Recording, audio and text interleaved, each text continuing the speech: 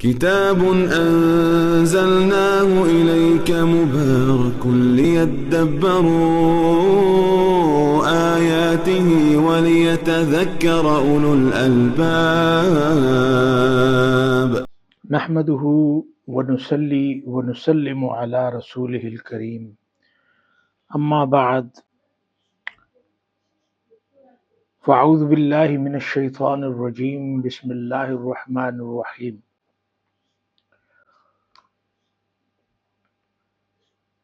ولا تأكلوا أموالكم بينكم بالباطل وتدلوا بها إلى الحكام لتأكلوا فريقا من أموال الناس بالإثم وأنتم تعلمون.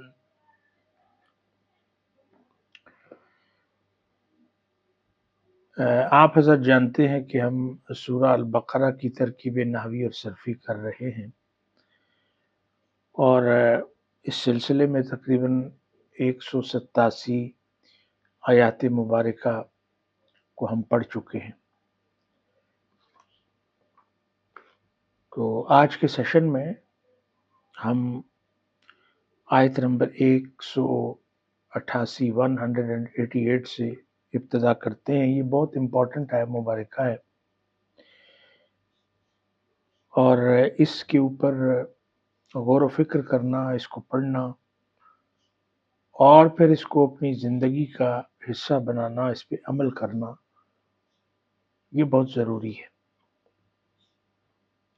اور ہمارا مقصد بھی یہ ہے کہ قرآن مجید کی وہ آیات مبارکہ جو ہمارے سامنے آتی ہیں، پھر ہم ان کو بڑی گہرائی کے ساتھ پڑھتے ہیں، پھر اس کے مفہوم کو سمجھتے ہیں، تو اگلا جو اہم ترین مرحلہ ہوتا ہے وہ ان آیات مبارکہ پر عمل کرنا ہوتا ہے۔ اور یہ معمول صحابہ کرام رضوان اللہ علیہم اجمعین ان کا بھی تھا کہ ہمیں بہت سے ایسے آثار ملتے ہیں، صحابہ کرام کے اقوال ملتے ہیں کہ جس سے ہمیں پتہ چلتا ہے کہ وہ قرآن مجید کو بڑی اہمیت دیتے، اور چونکہ اس وقت تو ان کے سینوں میں قرآن تھا، اس طرح کی سہولت تو نہیں تھی کہ کتابی شکل میں موجود ہو، تو پھر بھی وہ ایک دوسرے کو سناتے۔ لیکن معمول یہ ہوتا کہ جو شیخ ہے، جو استاد ہے، وہ 4 یا 5 آیات مبارکہ پر اکتفا کرتا، اور مقصد یہ ہوتا ہے کہ صرف ان آیات مبارکہ کو پڑھا نہ جائے، ان کی تلاوت نہ کی جائے، بلکہ ان کو زندگی کا حصہ بنایا جائے، ان پہ عمل کیا جائے۔ تو اس لیے صحابہ کرام فرماتے ہیں کہ ہم جو آیات مبارکہ اپنے شیخ سے، اپنے استاد سے پڑھتے، سیکھتے، تو پھر ہمارا فوکس اس بات پر ہوتا کہ ہم اس پر عمل کر کے دکھائیں۔ آپ کے سامنے آیا 188، اور اس کی ابتدا ہو رہی ہے واو کے ساتھ، وَلَا تَأْكُلُوا۔ اس پہ غور کیجئے کہ واو جو ہے یہ حرف استئناف ہے، ایک نیا جملہ شروع ہو رہا ہے۔ لام یہاں پہ حرف نہیں ہے، لا الناہیہ اس کو بولتے ہیں، کہ مخاطب کو کسی کام سے روکنے کے لیے اس کو استعمال کیا جاتا ہے۔ جیسے یہاں پہ لا تاکلوا، تو اس کا مطلب کیا ہے کہ تم نہ کھاؤ، جمع کا صیغہ ہے نا۔ اب اس کی ماضی پہ چلیں تو اکل یاکلو ہے، اور اصل میں یہ تھا تاکلون، جمع مذکر مخاطب کا صیغہ فعل مضارع میں افعال خمسہ میں سے ہے۔ تو جب لا ناہیہ لگے گا تو آپ کو پتہ ہے لا ناہیہ جزم دیتا ہے فعل مضارع کو، تو تاکلون اس کے آخر میں جو نون لگا ہے یہ دراصل اس کے رفع کی نشانی ہے۔ یہ نون اعرابی لگا کے یہ بتایا گیا کہ تاکلون مرفوع ہے، تو جزم کا معنی یہ ہے کہ اس نون کو گرا دیا جائے گا، جب گرائیں گے تو یہ بنے گا لا تأکلوا، اور ایک چھوٹا سا الف لگا دیں گے، یہ الف الفارقہ ہے، یہ اس بات کی نشاندہی کر رہا ہے کہ یہاں سے نون اعرابی کو گرایا گیا ہے۔ اور اس میں جو واو ہے یہ واو الجماعہ فاعل کے لیے ہے، محلن مرفوع ہے۔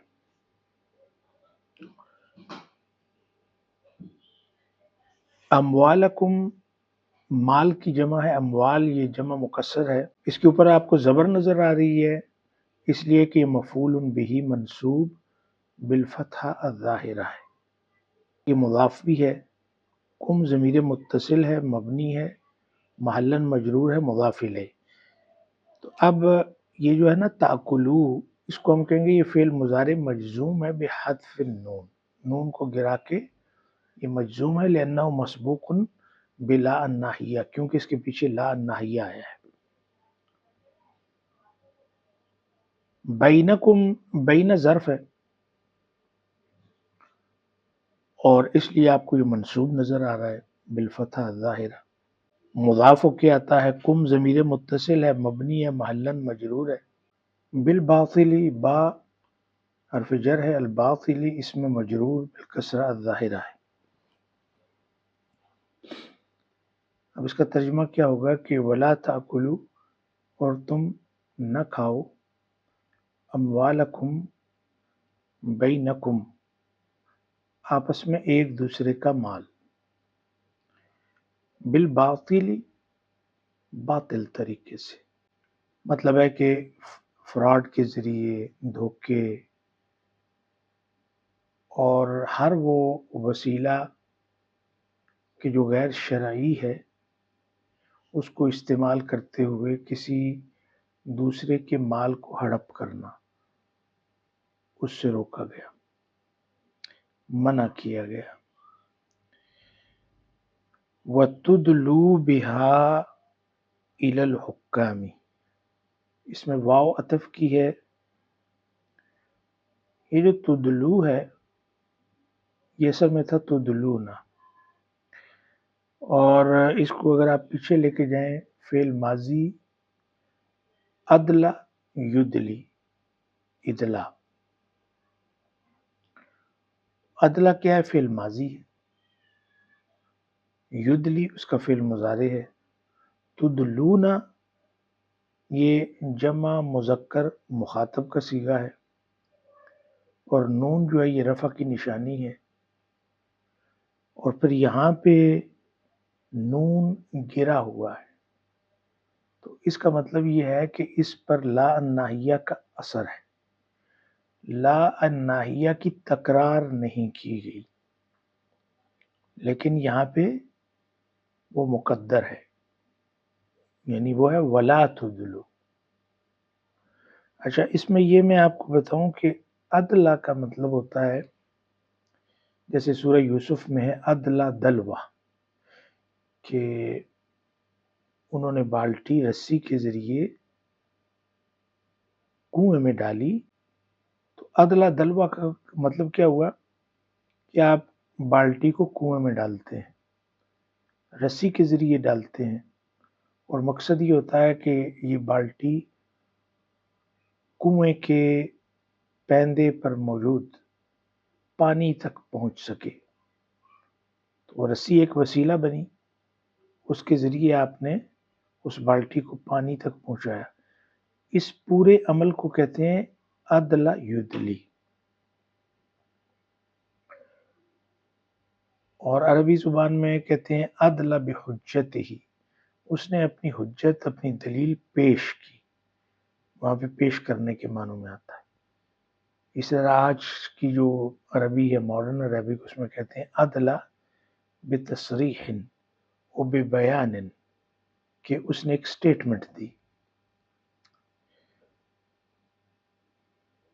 تو اب یہاں پہ جو ہے وَتُدْلُوا، اصل میں کیا تھا؟ لا تدلو،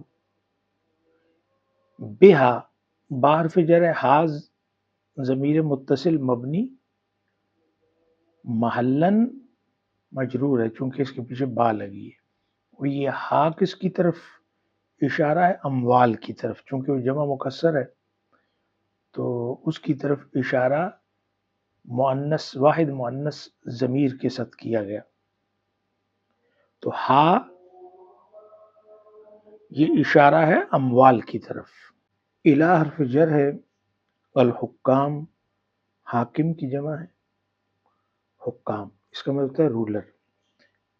لیکن اس سے یہ مراد نہیں ہے کہ کسی ملک کا رولر، وہ بھی اس کے اندر شامل ہے، لیکن ہر صاحب اختیار شخص جو کسی بھی جگہ کسی بھی آفس میں بیٹھا ہے اور اس کے پاس کوئی اتھارٹی، وہ جج ہو سکتا ہے، وہ کلرک ہو سکتا ہے، یعنی کوئی بھی شخص سپروائزر ہو سکتا ہے، سپرنٹینڈنٹ ہو سکتا ہے، جس کے پاس کوئی اختیار ہے، جس کے پاس اتھارٹی ہے، بغض نظر کہ وہ اتھارٹی کس نوعیت کی ہے، تھوڑی ہے، زیادہ ہے، ہائی لیول کی ہے، لو لیول کی ہے، وہ حکام کے معنوں میں آئے گا. تو یہاں پہ یہ الحکام مجرور بالکسرہ الظاہرہ ہے. اب جو معنی میں نے کیے ہیں تدلو کے ادلا یدلی، اس کو سامنے رکھتے ہوئے کہ ایک ڈول ایک شخص کنویں کے اندر ڈالتا ہے رسی کے ذریعے تاکہ وہ پانی تک اس کو پہنچا سکے اور پھر وہ پانی بھر کر اوپر لا سکے. تو اس منظر کو سامنے رکھتے ہوئے آپ اس کا معنی کریں گے تو پتہ چلے گا کہ یہاں پہ منع کیا گیا کہ اپنے مال کے ذریعے، یعنی اپنے مال کو لے کر ان لوگوں تک رسائی حاصل نہ کرو کہ جن کے پاس کوئی اتھارٹی ہے. تو بٹوین دا لائنز یہ کہا گیا ہے کہ اپنے مال کو رشوت کے طور پر استعمال نہ کرو. کوئی بھی شخص جس کے پاس کوئی اتھارٹی ہو، اس کو رشوت دے کر اس سے کوئی کام نہ نکلواؤ، اس سے اس کو منع کیا گیا ہے. لِتَأْكُلُوا، لام یہاں پہ لام تعلیل ہے. اچھا یہاں پہ ایک اور بھی بات بتاؤں کہ کچھ ناویوں کے نزدیک یہ جو تدلو ہے یہ دراصل ان المدمرہ کی وجہ سے منصوب ہے. تو آپ کو پتا ہے منصوب ہو یا مجزوم، دونوں صورتوں میں اس کے نون کا گرنا تو بنتا ہے کیونکہ وہ تو رفع کی نشانی ہے، لیکن معنوں میں کچھ تھوڑی سی تبدیلی آئے گی. اب اگر آپ یہ سمجھیں کہ اس پر لا ناہیہ کا اثر ہے تو یہاں پہ منع کیا گیا، اور اگر آپ یہ سمجھیں کہ اس میں ان المدمرہ مقدر ہے، چھپا ہوا ہے، یعنی کچھ اس طرح سے ہے کہ وہ ان تدلو، تو پھر اس کے معنی کیسے ہوں گے کہ تم آپس میں باطل طریقے سے اپنے مال کو نہ کھاؤ اور اس مال کے ذریعے سے حکام تک رسائی حاصل نہ کرو. یہ ترجمہ تب ہے جب میں یہ کہوں کہ لا تدلو. اگر میں یہ کہوں کہ اس میں وہ ان تدلو ہے، ان المدمرہ، تو پھر یہ کہوں گا کہ تم آپس میں باطل طریقے سے مال نہ کھاؤ کہ تم اس کے ذریعے حکام تک رسائی حاصل کرو. تو معنی تو دونوں کے ایک جیسے ہوئے نا. کیوں کرو گے؟ یہاں پہ لام تعلیل ہے. لِتَأْكُلُوا، تَأْكُلُوا فعل مضارع منصوب بِأَن المدمرہ ہے، اور یہ میں آپ کو بتا چکا ہوں کہ اس میں دو اسکول آف تھاٹس ہیں نحویوں کے. ایک تو کہتے ہیں کہ یہ جو لام ہے یہ خود ہی حرف ناصب ہے، لیکن دوسرے جو نحوی حضرات ہیں وہ کہتے ہیں کہ لام یہ لام جر ہے، یہ حرف نصب نہیں ہے، اور یہ کہ اس میں ان چھپا ہوا ہے، ان مدمرہ ہے، اور کچھ شکل اس طرح بنتی ہے کہ لِأَن تَأْکُلُوا، تاکہ تم کھاؤ. تو دونوں صورتوں میں ہم یہ کہیں گے کہ یہ اصل میں تھا تاکلون، نون گرایا گیا چونکہ یہ فعل مضارع منصوب ہے. منصوب کس کے ساتھ ہے؟ بحذف النون، نون کو حذف کر کے، کیونکہ اس کے پیچھے ان المدمرہ ہے یا لام تعلیل ہے. اور اس میں جو واو ہے، واو الجماعہ، یہ فاعل کے لیے محلن مرفوع ہے، اور الف آپ کو نظر آ رہا ہے، یہ الف الفارقہ ہے. فریقن یہ منصوب بھی، یہ مفعول بھی منصوب بالفتحہ الظاہرہ ہے، آپ کو تنوین نظر آ رہی ہے. تو فریقن کا مطلب ایک حصہ. من حرف جر ہے، اموال مال کی جمع ہے، مجرور بالکسرہ ظاہرہ ہے اور مضاف ہے. الناسی مضاف الیہ مجرور بالکسرہ ظاہرہ. من اموال الناسی لوگوں کے مالوں کا ایک حصہ ہڑپ کرنے کے لیے، کھانے کی غرض سے تم اپنے مال کو لے کر ان لوگوں کی طرف نہ جاؤ جن کے پاس کوئی اتھارٹی ہے. بالاثم گناہ کے ساتھ، با حرف جر ہے، الاثم اس میں مجرور بالکسرہ ظاہرہ ہے، اور اثم کہتے ہیں کہ کسی حکم میں تقصیر کرنا، کوتاہی کرنا، کہ ایک حکم دیا گیا اور اس حکم کو امپلیمنٹ کرنے میں، اس پر عمل کرنے میں کوتاہی کرنا، یہ دراصل معنی ہوتا ہے اثم کا. تو یہاں پہ مطلب کیا ہوا کہ گناہ، یعنی اللہ نے جو احکام نازل کیے ہیں اور وہ آپ جانتے ہیں، تو بجائے اس کے کہ آپ ان احکام پر عمل کریں، تو اگر ان کو پس پشت ڈال دیں، ان کو غلط طریقے سے انٹرپریٹ کریں یا کوئی بھی بہانہ لگائیں، تو وہ گناہ کے زمرے میں آتا ہے، اثم کے زمرے میں آتا ہے. تو اس لیے فرمایا بالاثم. وَأَنْتُمْ تَعْلَمُونَ، یہ واو جو ہے حالیہ ہے، اور انتم یہ ضمیر ہے منفصل مبنی ہے اور محلاً مرفوع ہے چونکہ یہاں پہ مبتدا ہے.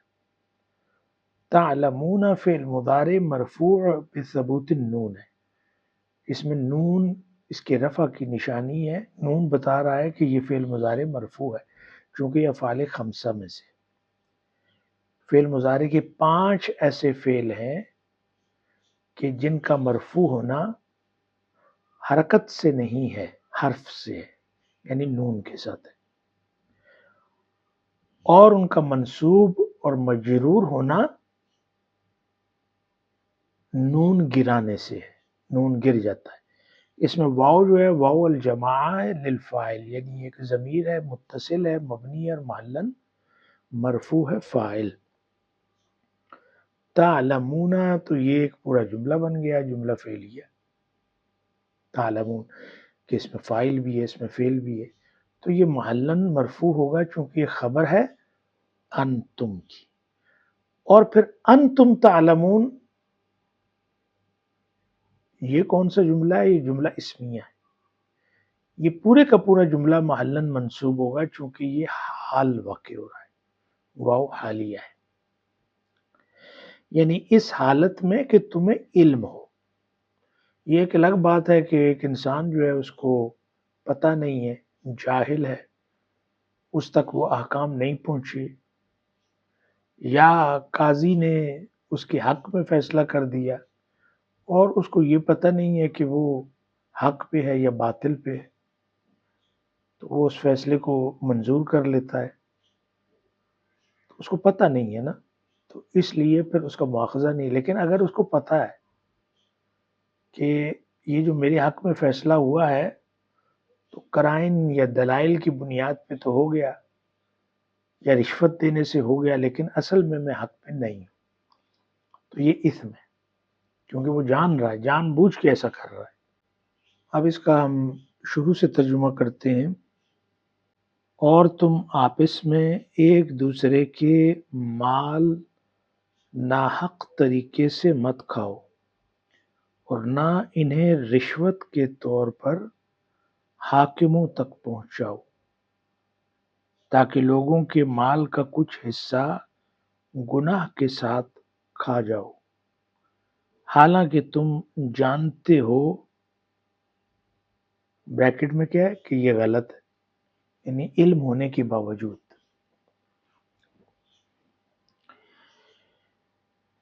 تو یہاں پہ آپ نے جو مشکل الفاظ تھے وہ تو آپ کو سمجھ آ گئی، مفہوم آپ کے سامنے ہے کہ یہ آیت اسلامی معاشرت اور عدل کا ایک بنیادی اصول بیان کر رہی ہے۔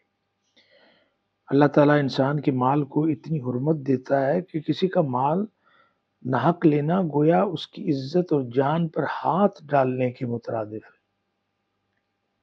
دیکھیں قرآن مجید نے واضح طور پر فرمایا کہ ایک دوسرے کا مال ناحق مت کھاؤ، یعنی تجارت ہے، معاہدہ ہے، خدمت ہے، ہدیہ ہے، اگر اخلاص اور دیانت کے ساتھ ہو تو جائز ہے، لیکن اگر جھوٹ ہے، اس میں فریب ہے، دھوکہ ہے، سود ہے، یا حرام ذرائع سے کمائی ہوئی ہے، تو پھر یہ باطل میں داخل ہوتا ہے۔ آیت کا دوسرا حصہ خاص طور پر رشوت اور عدالتی نظام کے غلط استعمال پر ضرب لگاتا ہے، یعنی جب وہ کہتے ہیں وہ تدلو بہا الی الحکام، تو معنی کیا بنتا ہے، یعنی اپنے مال سے حاکموں، یعنی قاضی ہے، افسر ہے، جج ہے، اس کو مت لالچ دو تاکہ وہ تمہارے حق میں فیصلہ دے دے۔ یہ وہ عمل ہے جس سے ظالم کامیاب نظر آتا ہے اور مظلوم دب جاتا ہے، لیکن حقیقت میں وہ خدا کے نزدیک ہلاک ہونے والوں میں شامل ہو جاتا ہے۔ رسول اللہ صلی اللہ علیہ وسلم نے فرمایا، لعن اللہ الراشی والمرتشی والرائش بینہما، اللہ نے رشوت دینے والے، لینے والے اور درمیان میں وساطت کرنے والے تینوں پر لعنت فرمائی۔ ابھی اس آیت کا آخری حصہ دیکھیں، وَأَنْتُمْ تَعْلَمُونَ، یعنی جان بوجھ کر گناہ، فرمایا حالانکہ تم جانتے ہو، یعنی یہ کوئی لا علمی کا جرم نہیں، یہ اس شخص کے لیے سخت وعید ہے جو علم رکھتے ہوئے ظلم کرتا ہے۔ وہ سمجھتا ہے کہ وہ چالاکی کر رہا ہے، مگر دراصل اپنی آخرت برباد کر رہا ہے۔ اگر ہم چاہتے ہیں کہ ہمارے معاشرے میں برکت، عدل اور اعتماد قائم ہو تو ہمیں مالی معاملات میں شفافیت، ٹرانسپیرنسی پیدا کرنا ہوگی۔ رشوت، کمیشن، جعلی رسید، کک آف، ٹیکس چوری، جھوٹے کاغذات، یہ سب اس آیت کے دائرے میں آتے ہیں۔ یاد رکھیں، جس مال میں حرام کی آمیزش ہو وہ جتنی بھی بڑھے دل کو سکون نہیں دیتا۔ حضرت عمر بن عبدالعزیز رحمت اللہ علیہ فرمایا کرتے تھے، حرام مال سے بنی عمارت گر جاتی ہے، چاہے ستون سونے کے ہی کیوں نہ ہو۔ تو یہ آیت صرف مالی نظم کا حکم نہیں بلکہ ضمیر کو جگانے کا پیغام ہے۔ جب انسان دوسروں کا حق کھاتا ہے تو اللہ اس کے رزق سے برکت اٹھا لیتا ہے، اس کے بچوں کے دل سخت ہو جاتے ہیں اور اس کی دعاؤں سے اثر زائل ہو جاتا ہے۔ تو اہل ایمان، رزق کی کمی سے نہ ڈرو، جھوٹ اور حرام سے بچو، کیونکہ جو اپنے رب سے ڈرتا ہے اللہ اسے ایسے رزق سے نوازتا ہے جہاں سے وہ گمان بھی نہیں کرتا۔ تو آپ نے دیکھا کہ یہ آیت مبارکہ جو ہے بہت اہم ہے، اور اس کو ہمیں اگر ہم اس کو اپنی زندگی کا ایک جزو بنا لیں، حصہ بنا لیں اور اس پہ عمل کریں تو یقیناً ہمارے گھر میں خیر و برکت تو آئے گی، رزق کشادہ تو ہوگا ہی، اس کے ساتھ ساتھ معاشرہ بھی سدھر جائے گا، اور معاشرے کے اندر جو فساد ہے، تکلیف ہے، تنگی ہے، اسرت ہے، یہ ساری چیزیں ختم ہو جائیں گی۔ تو اللہ کی بارگاہ میں دعا ہے کہ اللہ ہمیں ان احکام پر عمل کرنے کی توفیق عطا فرمائے۔ آج کے لیے اتنا ہی کافی ہے۔ وما علینا الا البلاغ۔